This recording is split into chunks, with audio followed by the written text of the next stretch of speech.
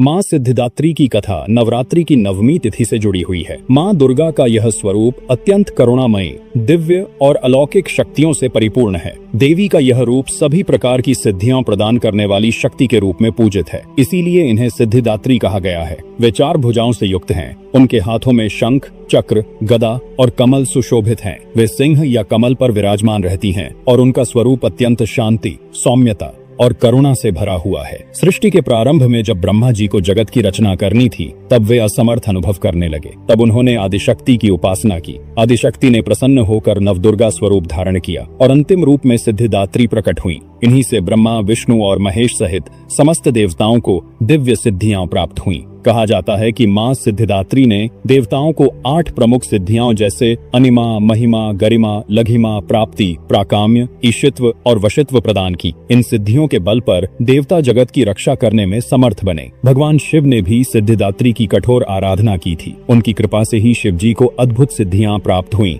और वे अर्धनारीश्वर के रूप में आधे भाग में शक्ति को धारण कर सर्वशक्तिमान बने। यही कारण है कि महादेव को बिना शक्ति के केवल शव कहा जाता है। माँ सिद्धिदात्री ने ही उन्हें पूर्णत्व प्रदान किया। नवरात्रि की नवमी को जब भक्त माँ सिद्धिदात्री की आराधना करते हैं, तब उन्हें दिव्य सुख, शांति और सभी प्रकार की सिद्धियों की प्राप्ति होती है। यह देवी साधकों के हृदय से अज्ञान का अंधकार दूर कर ज्ञान का प्रकाश जगाती है। माँ की कृपा से भक्त के सभी भय, रोग, शत्रु और बाधाएं नष्ट हो जाती हैं और उसे धर्म, अर्थ, काम और मोक्ष चारों पुरुषार्थ सहज ही प्राप्त हो जाते हैं। नवरात्रि के अंतिम दिन माँ सिद्धिदात्री की पूजा का विशेष फल प्राप्त होता है। भक्त अपने जीवन के समस्त संकटों और दुखों से मुक्त होकर सफलता, समृद्धि और मोक्ष की ओर अग्रसर होता है। इसीलिए कहा गया है कि नवरात्रि की साधना तभी पूर्ण मानी जाती है जब भक्त नवमी के दिन माँ सिद्धिदात्री की आराधना करे।